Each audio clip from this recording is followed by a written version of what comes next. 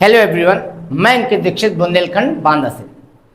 पिछले वीडियो में बच्चों अपन लोग ने पढ़ा था विद्युत क्षेत्र की तीव्रता के बारे में, और आज हम लोग विद्युत क्षेत्र की तीव्रता का ही एक नया फॉर्मूला पढ़ेंगे जिसका नाम होता है बिंदु आवेश के कारण तीव्रता। किसके कारण बच्चों? बिंदु आवेश के कारण तीव्रता। अच्छा, इसके पहले हम लोग तीव्रता के बारे में ये पढ़ के आए थे कि विद्युत क्षेत्र की तीव्रता का ये फॉर्मूला होता है, सदिश राशि होती है, डायरेक्शन वगैरह सब पढ़ा था। ठीक, अब हमें इसी तीव्रता का एक नया फॉर्मूला पढ़ना है जिसका नाम होता है बिंदु आवेश के कारण तीव्रता, intensity due two point charge. ठीक है भैया, चलो ये समझते हैं जरा कि बिंदु आवेश के कारण तीव्रता का फॉर्मूला होता क्या है। ये तीव्रता का ओरिजिनल फॉर्मूला है। ठीक, जैसे बच्चों मान लो एक आवेश है Q, पॉजिटिव भी हो सकता है नेगेटिव भी, और इसकी फील्ड में या कह दो स्मॉल r डिस्टेंस पे एक टेस्ट चार्ज रखा है Q0। ठीक, अच्छा बच्चों, इसके पॉजिटिव और नेगेटिव होने से कोई इफेक्ट नहीं आएगा, केवल डायरेक्शन बदलेगी। अगर पॉजिटिव होगा तो पॉजिटिव की इलेक्ट्रिक फील्ड कहां को हो जाएगी? बाहर को। अगर यही चार्ज नेगेटिव होता तो इलेक्ट्रिक फील्ड कहां को हो जाती? अंदर को। बाकी जो फॉर्मूला निकल के आएगा उस पे इसके प्लस या माइनस होने का कोई प्रभाव नहीं पड़ेगा, केवल डायरेक्शन बदलेगी बस। तो ये दोनों आवेश हैं जैसे,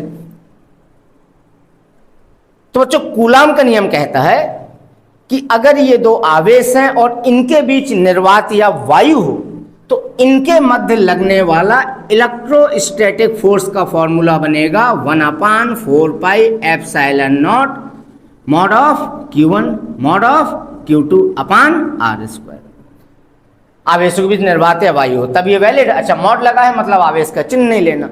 तो चलो यहाँ पे Q1 Q2 के मान ये दोनों हैं, तो Fe बराबर 1/4 pi epsilon not mod of Q1। Q1 का मान कितना है यहाँ? Q। Mod of Q2, Q2 का मान कितना है? Q0 और पान r²। ठीक है भैया, तो कूलाम के नियम के अकॉर्डिंग इन दोनों आवेशों के मध्य लगने वाले वैद्युत बल का फॉर्मूला ये होना चाहिए, यही होगा भी। ठीक, अब आप जो है इसके नीचे लिख दो, हम जानते हैं कि वैद्युत क्षेत्र की तीव्रता E बराबर क्या होता है? Fe अपान Q0। अच्छा, इसके अपान में एक मान के क्रॉस कर देना। ठीक, अरे करने गुणा कर दें, Q0 इधर आ जाएगा, Q0 E बराबर में हो गया Fe। ठीक है भैया, अब यहां पे आप लिख दो Fe का मान रखने पर। ठीक है भैया, तो अब देखना जरा, ये सामने Q0 E लिखा है और Fe का यहां पे मान ये आया था 1/4 pi epsilon not Q into Q0 upon r²। क्या Q0 से Q0 कैंसिल हो जाएगा? बिल्कुल हो जाएगा। तो E बराबर कितना आया? 1/4 pi epsilon not Q upon r²। इसको बोलते हैं बच्चों बिंदु आवेश के कारण उत्पन्न वैद्युत क्षेत्र की तीव्रता। अच्छा, ये तीव्रता का ओरिजिनल फॉर्मूला है और इसे क्या बोलते हैं? बिंदु आवेश के कारण तीव्रता। लेकिन एक चीज ध्यान रखना बच्चों, आपसे अगर कोई पूछे वैद्युत क्षेत्र की तीव्रता का सूत्र बताओ, आप हमेशा यही बताओगे। ये वाला तब बताना है जब सामने वाला आपसे कहे कि बिंदु आवेश के कारण तीव्रता बताओ, तब आप बोलोगे 1/4 पाई एप्सिलॉन और Q अपान r²। चाहे बच्चों तो इसकी जगह हम कांस्टेंट के भी यूज कर सकते हैं। ये जो बच्चों वैद्युत क्षेत्र की तीव्रता निकल के आई है बिंदु आवेश के कारण, इसका चाहे तो वेक्टर फॉर्म भी देख सकते हैं। ठीक है, आइए समझते हैं जरा वेक्टर फॉर्म। तो बिंदु आवेश के कारण तीव्रता थी हमारी 1/4 pi epsilon not Q upon r²। अब जब वेक्टर फॉर्म पढ़ना है सदिश रूप यानी डायरेक्शन के साथ, तो जो राशियां सदिश हो पहले उनके ऊपर वेक्टर लगाओ, तो तीव्रता सदिश राशि है ये वेक्टर। इसके अलावा ये तो कांस्टेंट है, आवेश सदिश होता है, दूरी अदिश होती है।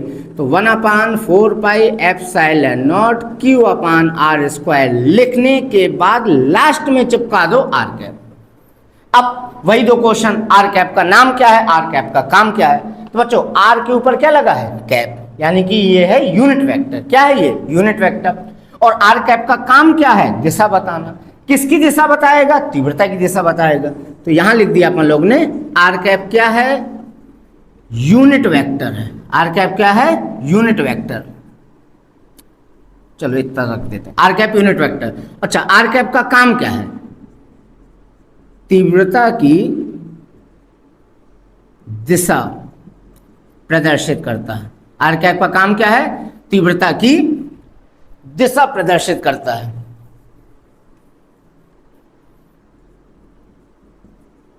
ठीक है भैया। अब आर कैप बच्चे यूनिट वेक्टर है, तो यूनिट वेक्टर का फॉर्मूला भी होता है क्या, यूनिट वेक्टर बराबर होता है vector upon mod of vector. Unit vector बराबर क्या होता है, vector upon mod of vector. उस हिसाब से आर कैप का फॉर्मूला क्या बनेगा, वेक्टर आर अपान आर। भाई ये मॉड ही कहलाता है बच्चों, परिमाण ही कहलाता है। देखो परिमाण लिखने के दो तरीके हैं, एक तो ये, या तो आप जो है मॉड हटा दीजिए तो ऊपर से वेक्टर हट जाएगा, तो ये परिमाण ही कहलाएगा। ठीक, तो आर कैप बराबर वेक्टर आर अपान आर। तो ये लिख देना आप, मान रखने पर। यहां उठा के आर कैप की तरह रखो मान बच्चों, तो देखो वेक्टर ही बराबर निकल के आएगा 1/4 pi epsilon not Q upon R square, और आर कैप की जगह वेक्टर आर अपान आर। तो नीचे मिलके क्या बन जाएगा, आर क्यूब। तो 1/4 pi epsilon not Q upon R cube, और साथ में हो गया वेक्टर आर। ये निकल के आया बिंदु आवेश के कारण जो तीव्रता थी उसका सदिश रूप।